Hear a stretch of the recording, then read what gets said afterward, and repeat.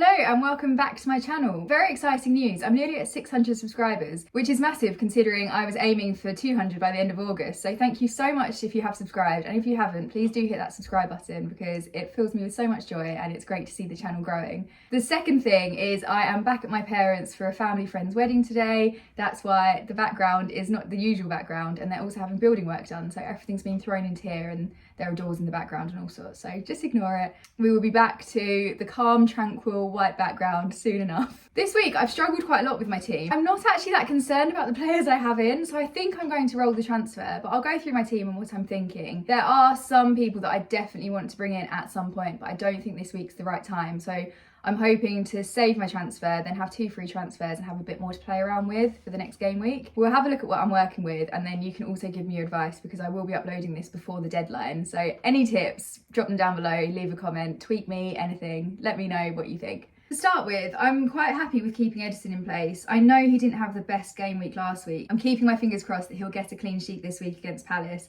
I was thinking of bringing in Zaha, but I thought it was counterproductive because I'd want him to score, I'd want Edison to save it, and it's too much pressure whilst watching a game, isn't it? In terms of my defenders, Reece James, again, I'm going to give another week. Trent, I'm being patient with. Bournemouth at home is a really good fixture, and I will also be making Salah my captain, so I'm going to be full on Team Liverpool.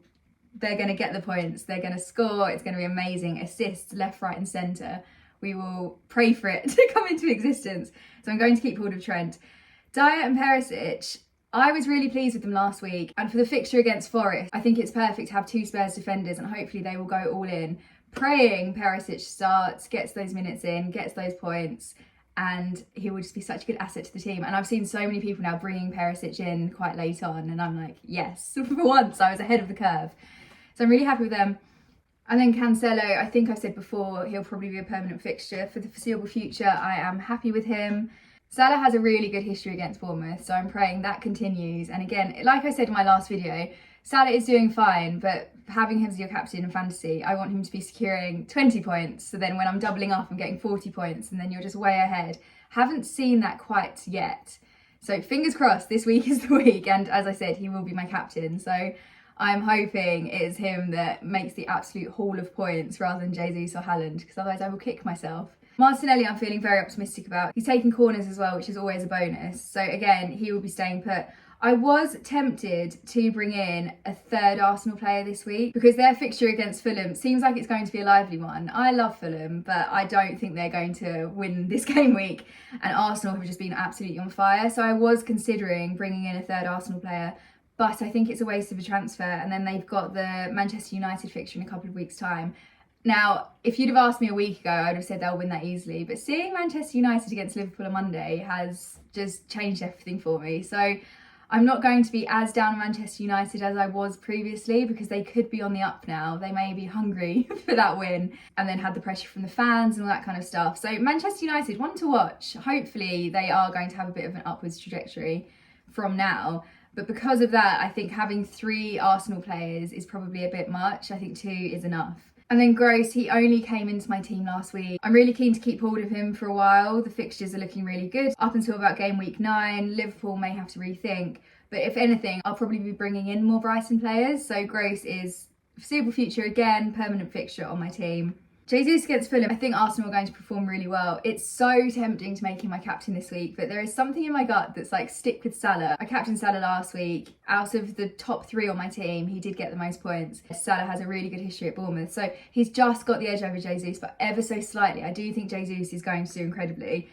And I will, again, be really disappointed with myself if he has a similar performance like in game week 2, when he just got all of those points in. It was 19 points. If he'd been my captain, that would have been delightful, but it's fine. This happens in Fantasy Premier League so much. As I always say, it's down to luck. So won't beat myself up about it, but I will keep my fingers crossed that Jesus does well enough for my team, but not as well as Salah. And then finally, Haaland against Palace.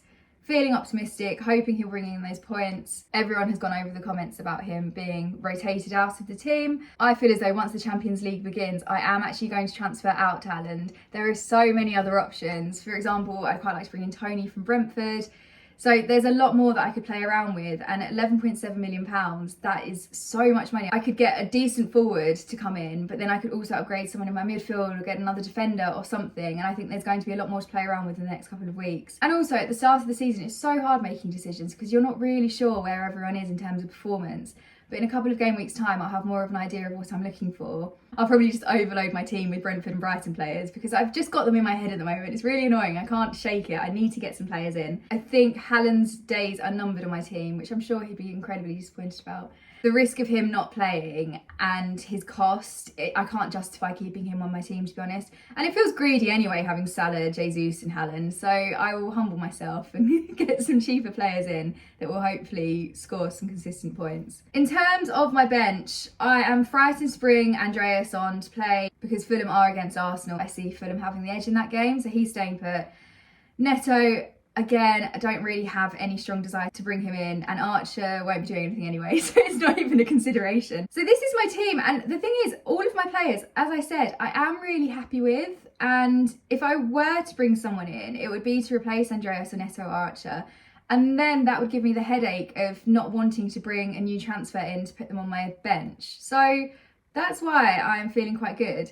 Now, to reassure myself further, I did put my team into Fantasy Football Hub. I find it really easy to use because it gives me this overview of how good my team actually is. So I put it in there, and I'm happy with this. 93% rating, predicted points 72. But if you look at everyone individually, those points are so high. So I think, touch wood, I may jinx myself here, but I feel as though I've got the right players for the right fixtures, but it just feels really good. So I don't know why I would make a change just for the sake of it at the moment. I'm most excited about, look at Salah, predicted 9.3 points, incredible. All of them, apart from Perisic. But after last week's performance from Perisic, which nobody saw coming, I am going to give him the benefit of the doubt. I'm not going to get rid of him. I'm hoping he will get more points than that. And as I said, it's a good fixture against Forest to have him in. I feel really optimistic. And look at my rank. I'm not going to brag about my rank in future, but I don't think I'll be this high for a while. So I'm taking it. Perisic is to thank for that, for his performance last week. I've just got a good feeling. And sometimes in Fantasy Premier League, you have to go with your gut. If it doesn't turn out the way you expect it, at least you've only got yourself to blame. Whereas I hate it when I go on Twitter and everyone's saying the same thing about a certain player. I bow to peer pressure. I get them in and they don't perform very well. So I'm sticking with Perisic.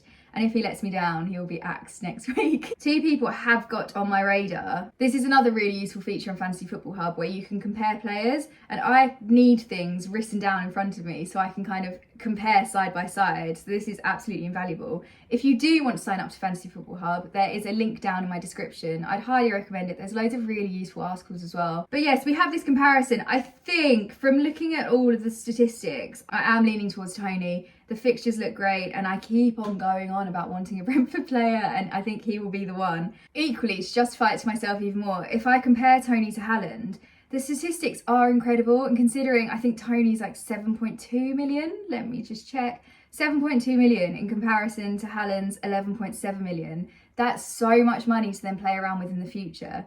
Now that I'm saying it out loud, I am tempted to bring Toney in this week. Oh, what do you think? Should I bring in Toney now? Oh no, I've persuaded myself a week early. No, I think I will stick with Haaland this week. If we go on Fantasy Football Hub, predicted points for Toney, 5.4. Haaland's on 5.6, so that's the tiniest amount. Interesting, do I get the transfer out of the way this week? Oh, this is a lot to think about now. Well, this video may just end on a cliffhanger. Who knows? I may bring in Toney. Oh, goodness me. Well, as it stands, this is my team, but this could all change now because I didn't realise how close Toney and Haaland actually were. Brentford are playing against Everton, and I have said for weeks that I'd like to bring in a Brentford player. So potentially, this could be the week. I will post my final team on Twitter. You can follow me at Yelena FPL. But do let me know whether you think I should make the transfer now from Haaland to Toney, or if I should just stick with Haaland for this week and then next week use my 2 free transfers, probably bring in Toney and then upgrade another player potentially. Apologies for that because I thought this video was going to be very straightforward, but I actually ended up just persuading myself potentially to bring in Toney this week rather than next. Let me know what you think I should do. I will be gutted if Haaland ends up having an incredible fixture this week. So I don't know, do I have the guts to bring in Toney a week early? We will see. As I said, keep up to date with me on Twitter and I will post my final team when I decide, finally, when I make my decisions. But also let me know what you're doing this game week. I know a lot of you have used your wildcards. A few of you have tweeted me your new transfer options and the teams look brilliant, to be honest. So if you've made any big changes, do let me know. Let me know in the comments what you're planning to do. Thank you so much for watching. Please do subscribe if you haven't already and keep up with me on all different forms of social media, which are down in the description below. And I will see you in the next video.